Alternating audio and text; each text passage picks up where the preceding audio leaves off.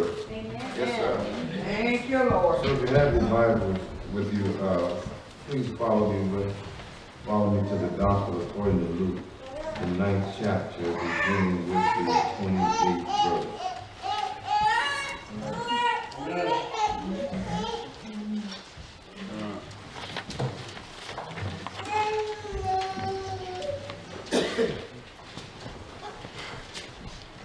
Luke 9 and 28.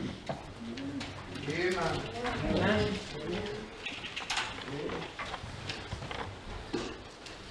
And we find these words recorded, and we listen to the word of the Lord. About 8 days after Jesus said this, he took Peter, John, and James with him, and he went up onto a mountain to pray. As he was praying, the appearance of his face changed, and his clothes became as bright as a flash of lightning. 2 men, Moses and Elijah, appeared in glorious splendor, talking with Jesus. They spoke about his departure, which he was about to bring to fulfillment at Jerusalem. Peter and his companions were very sleepy, but when they became fully awake, they saw his glory and the 2 men standing with him. As the men were leaving Jesus, Peter said to him, Master, it is good for us to be here. Oh, yes. Let us put up 3 shelters, one for you, one for Moses, and one for Elijah. He did not know what he was saying. While he was speaking, a cloud appeared and covered them, and they were afraid as they entered the cloud. A voice came from the cloud saying, This is my son, whom I have chosen. Listen to him. When the voice had spoken, they found that Jesus was alone. The disciples kept this to themselves and did not tell anyone at that time what had happened. This is the start of a new year for us. Oh, yes. Not 2016, but the start of a new conference year for us, a new budget year, a time for new challenges, time for new goals. And just for a brief moment, I would like for us to meditate on a simple topic that is called Don't Stop at the Mountain. All right? Don't stop at the mountain. Let us bow this word of prayer. Our Father in heaven, Lord, I thank you for this day and this great opportunity. Lord, right now I ask that you allow me to decrease so that you may increase and hide me behind your cross. Lord, now I pray that may the words of my mouth and the meditations of my heart be acceptable in your sight, be the truth of my strength and my redeemer. In your Son Jesus' name I pray. Amen. We live in a time where going out on top is the ultimate end to any story of life. Where being on top signifies that you have reached the pinnacle of your career, your life, or even your ministry. Your pinnacle or your top is oftentimes called your mountaintop experience. Well, this comparison suggests that you have reached the highest level capable of reaching. Okay. If your career, life, or ministry could have stopped here, it would make a fitting end to the life or career that could not be equaled by a Hollywood script. We have a few who have believed to reach that point. Yeah. If we look at the end of the career of Michael Jordan, his first end to the career. Yeah. He was as everybody knows, he was one of the greatest basketball players ever to play the game and played for the Chicago Bulls. Yeah. In his last season with the Bulls, before he retired, Michael Jordan finished with the NBA Finals. Yes. Well, the NBA Finals, the MVP. And after that game, he decided to retire from the National Basketball Association. Yes. So he finished on the biggest platform in his sport. All right. He won the most prestigious award in his sport. Yes. And for most people in any sport, they would consider that to be going out on top. The last game that you ever play is a victory, and not just a victory, but a championship. Or maybe we can look at entertainment. Yes. For in entertainment, it was this great show years and years ago called Steinfeld. And it was a show that was really a show about nothing. But that show about nothing starred a guy named Jerry Steinfeld, and in his last season, he made $26 million from the show. In any field of entertainment, that would be considered going out on top. Amen.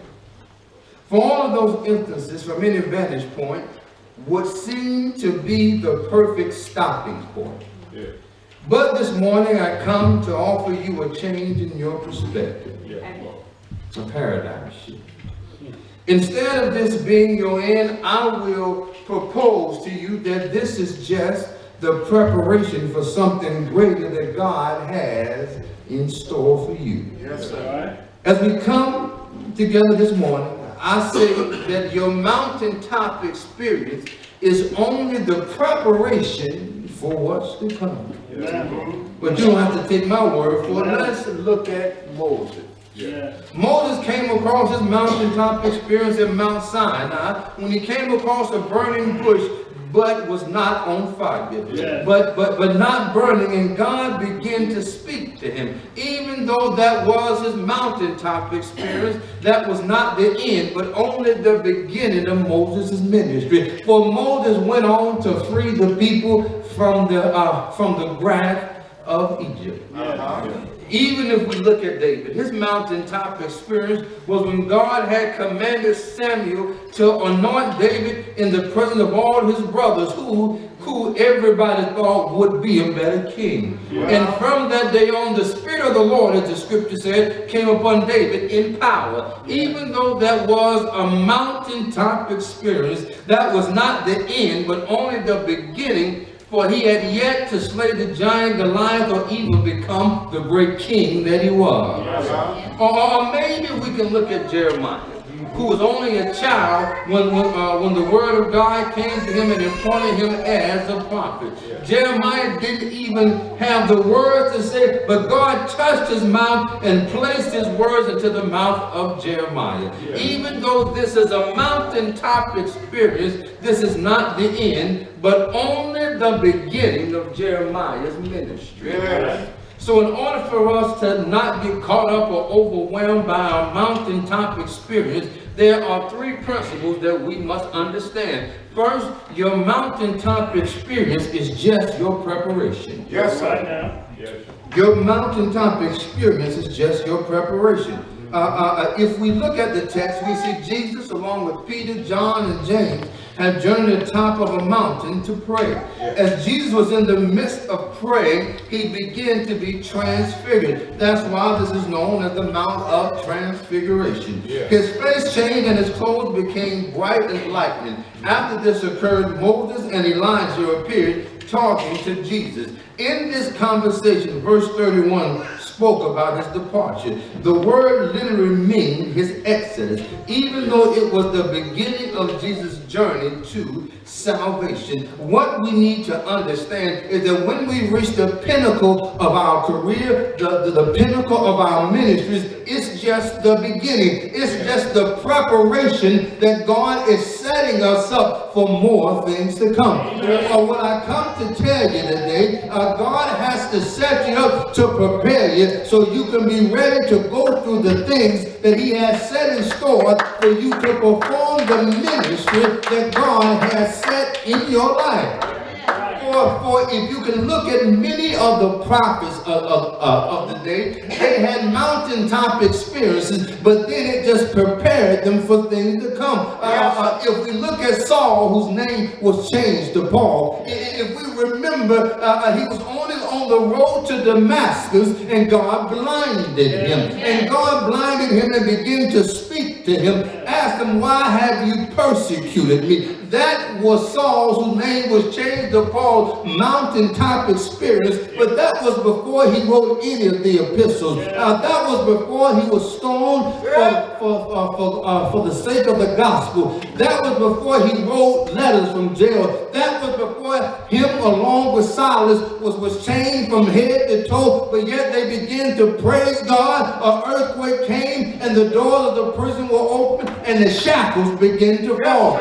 What I come to tell you today is there's nothing wrong with celebrating your mountaintop, but realize that that celebration is only a preparation, for God has something set and in store for you this day. Amen. Amen. But your mountain is just your preparation. Yeah. But as we look at the text, we see how a lot of people often do. The people around Jesus, Peter, John, and James, began to think that this was it. All right. They began to think that nothing else mattered, because if you remember in the text, they said, let's build three structures, Jesus. One for you, one for Elijah, and one for Moses. For this is the pinnacle. This is what we have been waiting for. This is what we have been looking for. This is the thing that we was hoping to see, Jesus. And now there's no need for you to go any further, for we see Moses, Elijah, and you in your glory. So the second thing we need to understand is your mountaintop is not your finish. Yeah. Yes, sir. Your mountaintop is not your finish. Even though this was a great situation, even though this was a supernatural occurrence, all this was Jesus' preparation. He had to be prepared for the things that he was about to go through. So God prepared Jesus to get ready for what he had been called to do. I come to tell you today, this great experience that you may have experienced or you may be in right now, look at it as your preparation, for God still has a work left for you to do. He has a work that could be greater than anything else that you've ever done. But in order to reach that work, you must be prepared. And after you get to your preparation, realize that that's not your finish. Amen. All right? Amen. For every now and then, I remember whenever I graduated from college and finally got that elusive degree, in my mind, I had reached the pinnacle. I had reached the goal that I had been striving to get to ever since I can remember that I had a goal of what I wanted to do with my life. I reached that point, and for a second, I began to get complacent. For I believed that was it. I believed that I had achieved what I had set in place and in store to happen. I let myself just settle because I thought that I had reached everything that God had set in store for me to do. But yet did I know that after that came several trials and tribulations. After that, I had to go through some things just to get a job working in what my degree was. But I realized that degree was my preparation. For there are things that I had to go through, and once I went through, I can let everybody know, even though you may be down, even though you may be out, God has a plan set in store. And even when everybody thought that I've been out of school too long, God had a plan set in store for me to be able to get to the point where he wanted me to be. But I had to get to that mountaintop. I had to reach that experience that seemed as though it was the greatest achievement in my life. But that was only the preparation. So realize that your mountaintop is not your finish. Thank you, Lord. So as I was analyzing this text, this was obvious Jesus' mountaintop experience. All right. Yes, sir. But then I began to digest the rest of the gospel. And as you look at the rest of the gospel, Jesus goes on and he does ministry and he heals and he does teaches and does a lot of things. But then Jesus gets to the point where he got to Gethsemane. Yeah. And he went to Gethsemane and he went to pray, and these same people who were there saw him in all his glory. Now he asked him to stay awake with him just 1 hour. My Lord. Yes, because sometimes I feel like that during the week because my wife will watch a show and then I'll stay up with her, and then I say, I just want you to stay awake with me just an hour and watch my show. But within 5 minutes she's asleep, and I feel like Jesus. I only ask you just an hour. But Jesus prayed into his sweat, it was like blood, and he asked God to remove this cup. But he said, not my will be done, but thy will be done. And after that, Jesus was flogged, and we know the flogging actually had hooks in it. Actually had metal shards that actually removed the skin from his back, and we know that he had the nails drilled through his hands and his feet, and we know he had to carry it up, and we know he had to sit on that cross for our sake. So I come to tell you that experience was not a mountaintop experience, yet that was a valley experience. So the last thing I want to leave with you is our biggest blessing comes not from the mountain, but from the valley. I want to let you know that our biggest blessing comes not from our mountaintop experience, but yet it comes from the valley. For our biggest blessing from Jesus' entire ministry came from his valley experience. Because of his valley experience, we are now able to receive eternal life. Because of his valley experience, we no longer have to sacrifice lambs and bulls to tell God that we're sorry, because the scripture says that the veil of the temple was broken, so that now we can come to the altar, get down on our knees, and ask God for forgiveness. You see, there was a time where you couldn't go and ask God to save you and everything will be all right. But because of Jesus' valley experience, it gave us the opportunity to go and walk up to the altar and say, for God I live, for God I die. Because of Jesus' valley experience, it gave us the ability to say, I plead the blood of Jesus over my life. Because of Jesus' valley experience, it gave us the ability to know that there's the power of the cross. Because of Jesus' valley experience, it let us know actually how much he loved us. For he could have called down 10,000 angels and pulled him off that cross. But Jesus loved us so much, and he endured the pain and shame of the cross, so that we can have the opportunity to have eternal life and have it more abundantly. I come to tell you today, just like our biggest blessing came from Jesus' valley experience, your biggest blessing can come from your valley experience. It doesn't matter how low you get. It doesn't matter how low you get. If you realize what's going on in the valley, if you realize that in the valley experience is when your prayers begin to have tears to flow.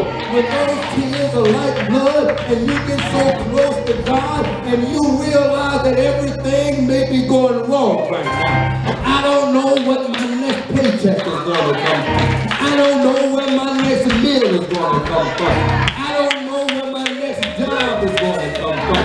But one thing I realize, that if I can lean and depend on Jesus, one thing I realize is that I may be down right now. But realize, when I'm down, oh, when I'm down, everybody sees me in the valley. Everybody said, I don't know how you gonna recover. I don't know how you gonna make it. I don't know how you gonna beat that addiction. I don't know how you gonna beat that bankruptcy. I don't know how you gonna get past that failed marriage. But then, that's when you say, but I gotta stay there. There's more than life to me. You see me in my valley, but my valley's gonna be my testimony. What God brings me out. So I come to tell you today, don't stop at the mountain. On your journey, you're gonna make it through a valley. But when you get in the valley, realize that God said my strength is made perfect in your weakness. For God can bless and not only will that blessing help you, but it'll be a testimony for others. So I come to tell you that, hold on just a little while. Don't stop at the mountain. For God is still there. God is waiting just for you to go through your valley experience. For He has already prepared you for what you're about to go through. So when you get in the midst of your valley, thank God for the preparation He's already sent you to. When you get to your lowest point, you gotta dig deep and say, God, you prepared Jesus for the cross, and I know you prepared me for this situation. So I know everything is gonna be alright. That's what you can say. I can't wait for my testimony to come. That's when you can say, I may be down, but I'm not out. My testimony is going to change somebody's life.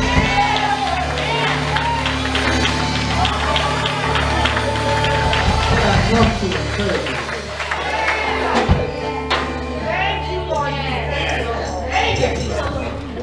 You have done some great things in the previous year. God has blessed you to reach heights in service that you've never reached before. But I come to tell you, don't stop at the mountain. For those great heights has prepared you for what God has in store for you. So don't let your preparation go in vain. For nobody prepares without a purpose of using your preparation. Yes, sir. Nobody goes to medical school just to learn knowledge. All right. They go to prepare themselves to practice medicine. Yes, sir. Nobody goes to college just for knowledge. Yes. But they go for a purpose, for preparation for the next thing that they have to do. Some of you right now are finishing up your preparation.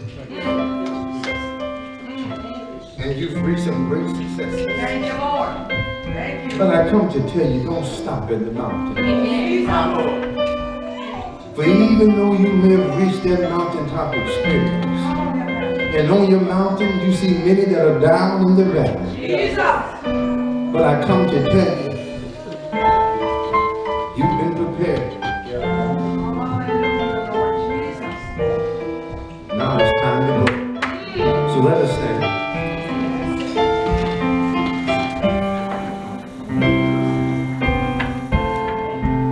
For you've been prepared to do a great work. You've been prepared to go. You've been prepared to do something that's meaningful. But the question is, will you be like Peter, James, and John and just want to stay right there? But just as Jesus knows, this is just my preparation. I still have a work to do. Oh, yes. And see, what that says is now is your opportunity. Yes. For there may be one who realizes that they need the type of preparation that can't come from a university, that can't come from a trade school, that can't come from mom or dad. You need the type of preparation that only comes from God. You need the type of preparation that can only begin with the saving of your soul. And if that's you, the Lord is calling you right now to come up and, as an old pastor said, give the preacher your hand, but get your heart to the Lord. So now, as we say, I'm going to give you this opportunity, for this may be your last. Some people were at a church on Sunday morning and Sunday afternoon, they were going to meet their maker. Tomorrow is a promise. That's why the hymn writer said, get right with God and do it now. This is your time. So as we begin to sing, we're going to give you an opportunity to come to the Lord.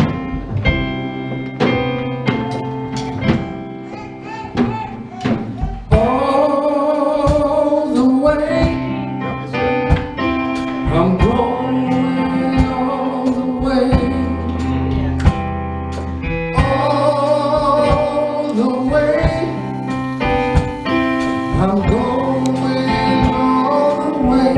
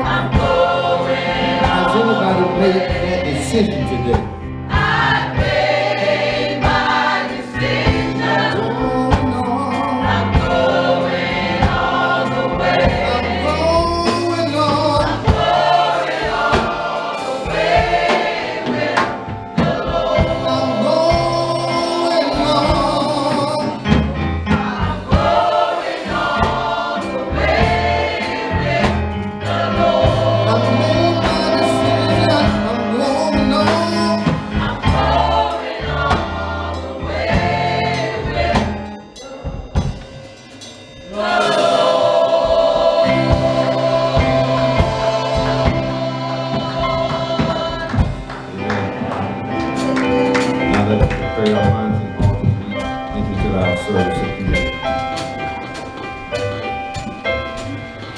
Amen. So now let us stand and affirm our faith with our Apostles' Creed. I believe in God, the Maker of heaven and earth, and in Jesus Christ, His only Son, our Lord, who was conceived by the Holy Spirit, born of the Virgin Mary, suffered under Pontius Pilate, was crucified, dead, and buried. The third day He arose from the dead. He ascended to heaven, and sits on the right hand of God the Father Almighty. From whence He shall come to judge the quick and the dead. I believe in the Holy Spirit, the Church universal, the communion of saints, the forgiveness of sins, the resurrection of the body, and the life everlasting. Amen. Praise God, from whom all blessings.